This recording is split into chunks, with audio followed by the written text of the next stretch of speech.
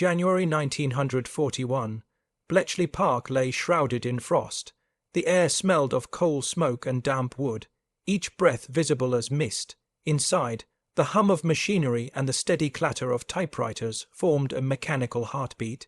Rows of women, young and focused, hunched over sheets of paper, eyes scanning endless strings of letters. At the center, a 19-year-old girl paused, her fingers hovering above the keys. A single rotor clicked.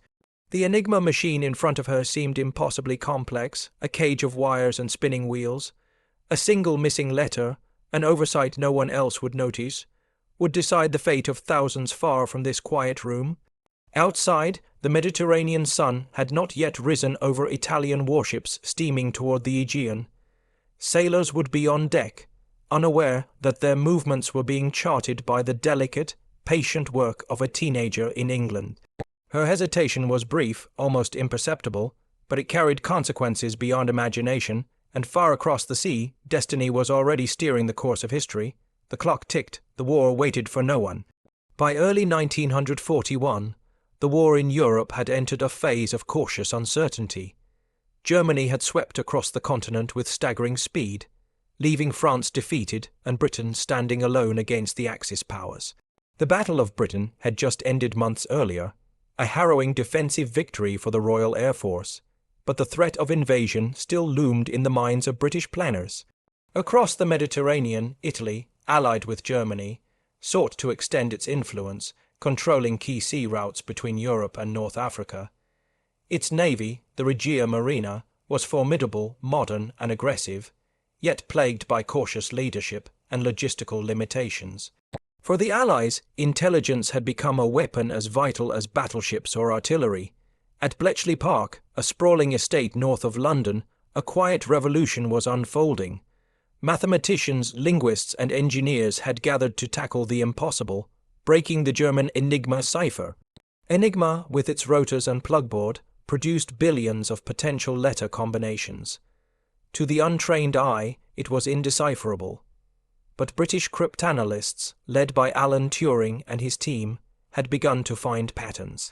Machines called bombs hummed endlessly, testing combinations, searching for the correct settings that would unlock the secrets hidden in intercepted messages. Women formed the backbone of this effort.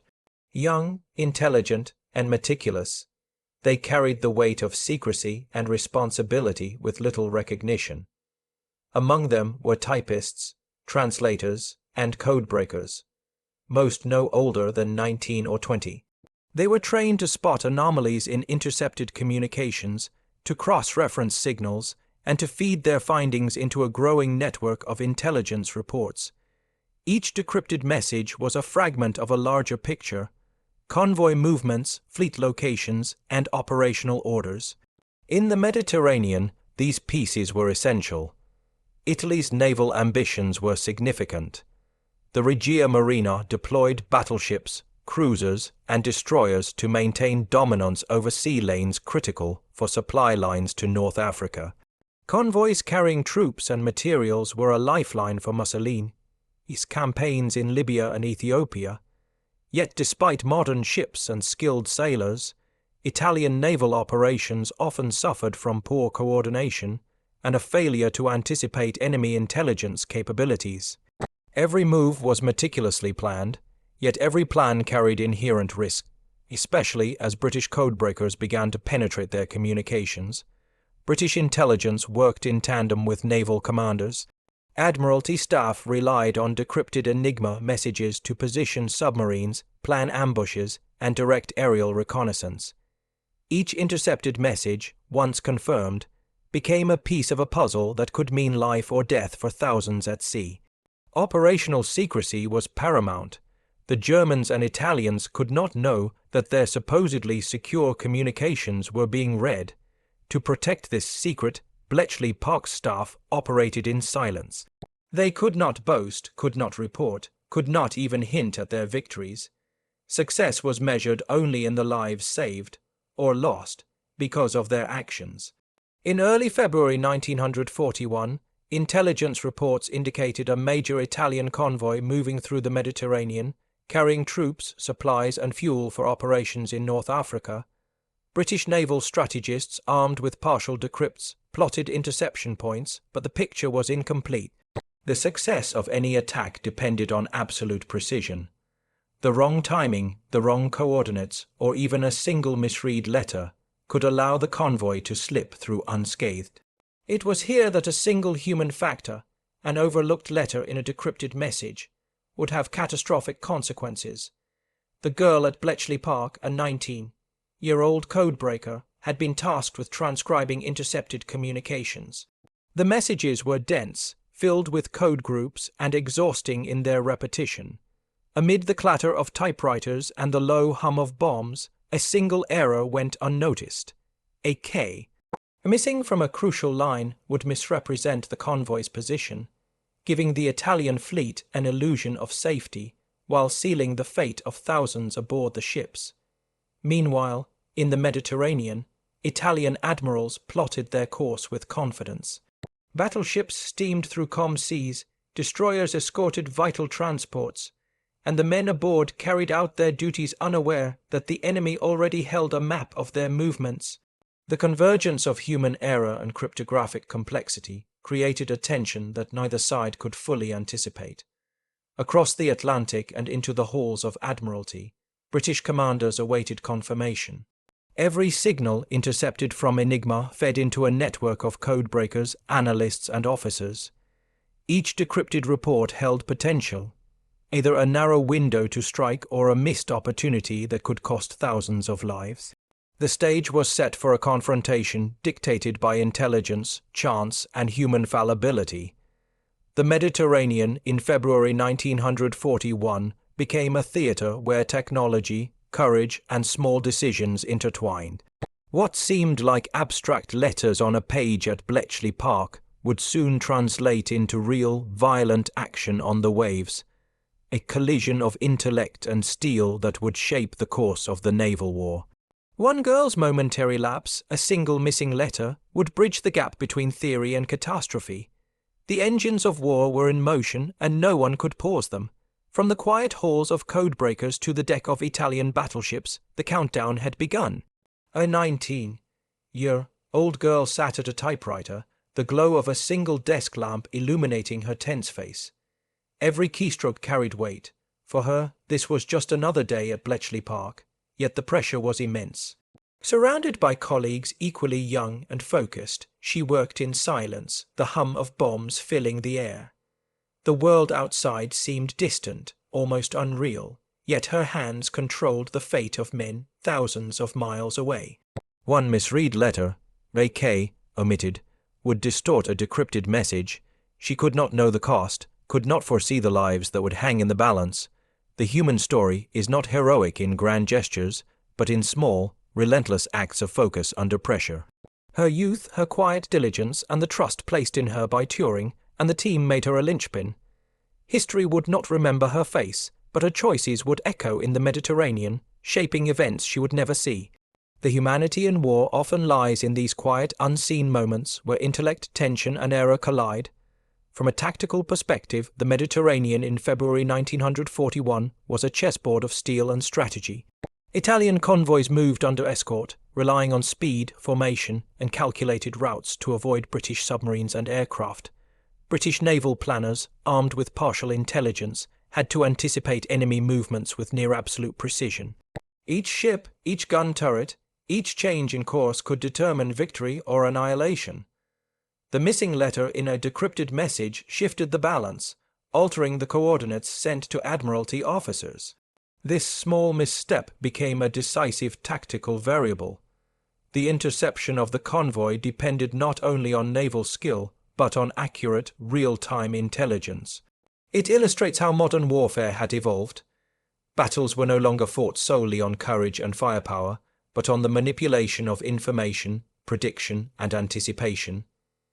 In this environment, a minor clerical error could transform a meticulously planned operation into catastrophe. The technological angle underscores the complexity and brilliance of the Enigma machine. Rotors, plugboards, and wiring created billions of possible configurations daily, each message seemingly unbreakable. At Bletchley Park, bombs worked tirelessly, mimicking German encryption logic to reveal the plaintext hidden within. The young codebreakers were not merely typists. They were operators of a revolutionary technology, translating mechanical output into actionable intelligence. Yet the system was fragile. Human oversight could introduce fatal inaccuracies. A missing K might seem insignificant in isolation, but in a web of encrypted data, it was enough to misdirect fleets. This highlights the dual nature of technology in war: powerful, yet dependent on human diligence. Machines could decode, calculate, and analyze, but without attentive human hands to interpret, transcribe, and verify, their potential could falter, with deadly consequences. Leadership defined the outcomes on both sides of the Mediterranean. British admirals relied on intelligence to make split-second decisions: when to strike, when to hold, which positions to risk. Italian commanders, confident in their strategy, trusted speed, formation, and secrecy. The convergence of these approaches created a fragile equilibrium, easily tipped by errors or miscalculations. In this case, the young codebreakers' oversight inadvertently reshaped command decisions. Italian ships proceeded under false assumptions of safety, while British planners adjusted operations based on incomplete information. Leadership in war is often measured not just by battlefield courage, but by the ability to interpret intelligence correctly and react swiftly. Even the most brilliant strategies are vulnerable when the flow of information is imperfect. In this instance, one minor gap in understanding cascaded into a monumental operational failure. The enemy and moral angle reveals the human cost of intelligence warfare. The Italian sailors aboard the convoy were trained, disciplined, and committed, unaware that an unseen adversary had charted their movements. Their deaths, 303 men, would not be the result of reckless command, but of a quiet, bureaucratic oversight thousands of miles away. The ethical dimension is profound. A single error in a room of young women, striving to protect Allied lives, inadvertently caused mass tragedy for the enemy. War, in this sense, is both impersonal and intimate. It is fought not only with guns and ships, but with letters, machines, and human attention. Those who orchestrate intelligence operations rarely witness the consequences firsthand, yet their choices are embedded in the lives of those at sea. The tension between duty, anonymity, and the moral weight of indirect responsibility is stark. History remembers the results, the sunk ships, the numbers, but rarely the fragile chain of human decisions that precipitated them. February 9, 1941. The Mediterranean was unusually calm, the dawn pale and cold over the Aegean Sea. Italian battleships, cruisers, and transport ships steamed in formation, the escorting destroyers slicing through glassy water. On board, sailors carried out their duties with routine precision, unaware that their coordinates had already been calculated by an enemy thousands of miles away. The Regia Marinas convoy was moving toward Tripoli, vital for the North African campaign. Confidence was high, the officers believed their plans secure. Meanwhile, at Bletchley Park, decrypted messages were being transcribed and verified, yet in one crucial report a single K had been omitted, a detail signalling a shift in position that would have alerted British naval commanders to the convoy's exact path. The error went unnoticed. British officers, relying on the altered intelligence, made tactical adjustments. Submarines were repositioned and aircraft sorties planned, based on coordinates that were almost correct, but not quite. The calculus of war is unforgiving. Even a slight misalignment can amplify consequences exponentially.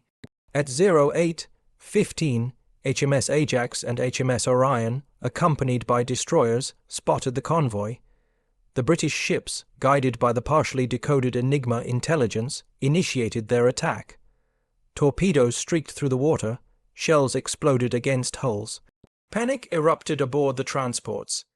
Italian gunners returned fire, but their aim was disrupted by the sudden, unexpected engagement. Communication faltered, orders collided, and formations broke under the precision of the British assault. Every miscalculation, every second's hesitation, cost lives. The bombardment was relentless. Within hours, the Italian fleet was in chaos. Battleships had been struck, transport ships were sinking, and the sea became a graveyard of wood, steel, and smoke. Sailors scrambled, some attempting to save comrades, others abandoning ship into the frigid waters. The Mediterranean, usually serene at this hour, was now filled with fire, chaos, and desperation. By the afternoon, over 2,000 men had perished. The number 103 souls, would later be confirmed in official Italian naval reports. The human cost was staggering, yet to the British commanders, the operation had been a tactical success. The young codebreaker at Bletchley Park remained unaware of the immediate outcome. In a room filled with silent concentration, the hum of bombs and the clatter of typewriters continued. She would only learn of the tragedy weeks later, when intercepted communications confirmed the loss. The disconnect between cause and consequence, between a missing letter in a code and the carnage at sea, was stark. The error had inadvertently allowed the convoy to sail into an exact ambush. Intelligence, usually a shield, had become a double-edged sword. Italian command struggled to respond. Rear Admiral Angelo Parona, responsible for the convoy's escort, attempted to regroup his remaining ships. Survivors described confusion, conflicting signals, damaged communication lines, and scattered vessels. Attempts to rescue the drowning men were hampered by ongoing bombardments and the fragility of small craft against the Mediterranean's waves. Even skilled commanders could not fully mitigate the cascading failure triggered by the intelligence oversight. The leadership chain strained under pressure, highlighting how a seemingly minor disruption in information flow can unravel even the most disciplined forces. By evening, the scene was grim. Fires burned on the horizon, hulls listed and sank, and the cries of men in the water echoed across the waves. British naval forces withdrew after ensuring the destruction of the convoy's core elements. Operational objectives had been met with ruthless efficiency, yet the scale of human loss underscored the moral complexity of intelligence-driven warfare. The Mediterranean had become a theatre where intellect and chance, diligence and error, converged with lethal force. The aftermath of the attack would ripple through both navies. Italian morale plummeted, reports of the disaster reaching Mussolini's staff as a shocking testament to vulnerability. British commanders, while outwardly satisfied with the tactical achievement, remained acutely aware of the fragility of intelligence operations. One missing letter, overlooked in a quiet room in England, had dictated the course of battle thousands of miles away. The intersection of human error and operational execution was undeniable. This moment, fraught with violence, precision, and miscalculation, demonstrated the brutal intimacy of modern warfare. Battles were no longer fought solely on courage and firepower. They were increasingly determined by information, interpretation, and small human actions. From the calm halls of Bletchley Park to the burning decks of Italian ships, the war had become a web of interdependent decisions, where one oversight could magnify into catastrophe. The Mediterranean would never be the same that day.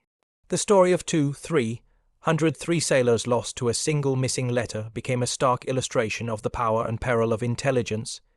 Yet even amid destruction, life persisted. Survivors clung to debris, witnesses recorded the chaos, and commanders wrote reports to make sense of what had occurred. The human and technological forces at play had collided, leaving a permanent mark on the history of naval warfare. The events of February 9, 1941, set the stage for the consequences that would follow, strategic, moral, and psychological. The lines of cause and effect, stretched across continents, technology, and individual choices, were now clearly etched in history. From the quiet hum of code-breaking machines to the shattered decks of Italian vessels, the war had revealed its starkest truth. In modern conflict, even the smallest human error can echo across the world. The Mediterranean, once calm and shimmering under the February sun, had become a graveyard. By the time the smoke cleared, the Regia Marina had suffered devastating losses. Official Italian naval records later confirmed 303 men killed, a staggering toll that would echo through families and communities across Italy. Ships that had represented the pride of the fleet, the backbone of Mussolini's ambitions in North Africa, were gone. Battleships and transports lay broken beneath the waves, their twisted steel skeletons a silent testament to the deadly convergence of human error and intelligence warfare. The impact was immediate and multifaceted. For the Italian Navy, the disaster shattered morale. Commanders questioned prior decisions, reflecting on the confidence that had guided their convoy into what they believed was safety. Rear Admiral Angelo Parona and other officers had survived the assault, but their authority was weakened. Operations were scrutinized, routes reconsidered, and future movements slowed by caution.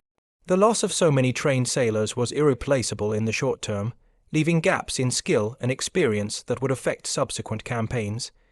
The blow extended beyond the military. Propaganda, public perception, and political confidence in Mussolini's leadership suffered. Newspapers whispered of catastrophe, while the Admiralty struggled to maintain morale on both the home front and within the fleet.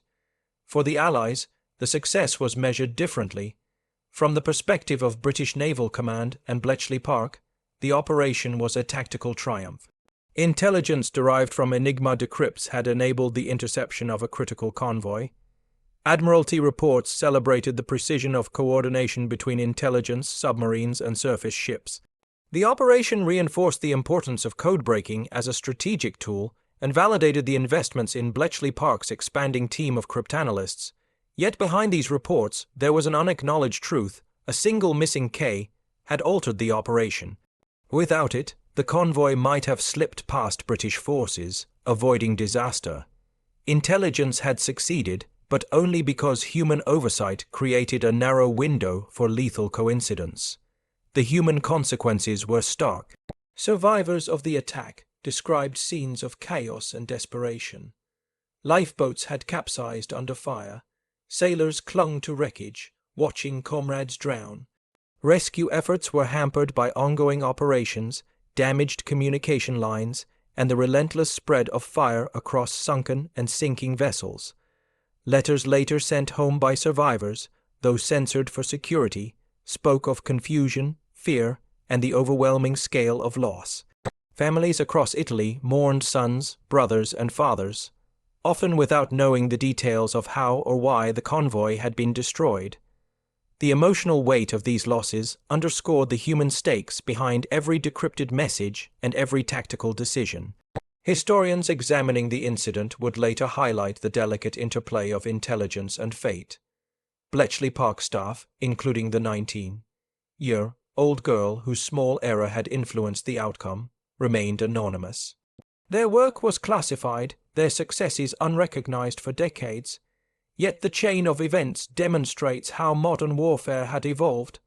Battles were increasingly determined by information management, analytical skill, and human attention to detail. One overlooked letter could cascade through strategy, changing outcomes across entire theaters of war. In this case, the convergence of technology, human diligence, and error resulted in a loss measured not only in ships and tonnage, but in the lives of thousands. Strategically, the attack reshaped Mediterranean naval operations. Italian commanders adjusted convoy strategies, increasing the use of air reconnaissance and modifying formations to prevent similar ambushes. British forces, meanwhile, learned from the incident that intelligence, while powerful, was not infallible. Coordination between decrypts, naval positioning, and tactical execution required constant verification. Even in success, the war demanded vigilance. One missing piece could invert advantage. Reports from the Admiralty emphasized the broader significance. The destruction of the convoy disrupted Italian supply lines to North Africa, delaying reinforcement and resupply. The operational window created by intelligence, and the oversight within it, had tangible effects on the Axis campaign. Forces in Libya received fewer supplies, reducing their operational tempo and providing the Allies with opportunities to consolidate positions along critical routes. These ripples would influence subsequent naval engagements, convoy planning, and broader Mediterranean strategy. The psychological dimension was also profound. For Italian sailors and commanders, the loss reinforced a sense of vulnerability to unseen forces. For British codebreakers, the event underscored both the power and fragility of their work. Small human errors, easily overlooked in the quiet rooms of Bletchley Park, could have disproportionate effects. The missing K became a silent symbol of the unpredictable intersection between human responsibility and technological warfare. It reminded those involved that every action, no matter how minor it seemed, could carry monumental consequences. By the end of February 1941, the Mediterranean campaign had shifted subtly but irrevocably. The Royal Navy had gained a temporary strategic advantage. Italian naval morale was shaken, and the operational effectiveness of convoys had to be reassessed. Behind these movements, history had been quietly reshaped by a single human choice, a lapse imperceptible at the moment, but catastrophic in its outcome. The event would remain classified for decades, known only to a few, leaving historians and naval analysts to piece together the tragedy from reports, survivor accounts, and the meticulous work of intelligence staff. The aftermath of the convoy's destruction is a reminder that war is never only fought with weapons and strategy.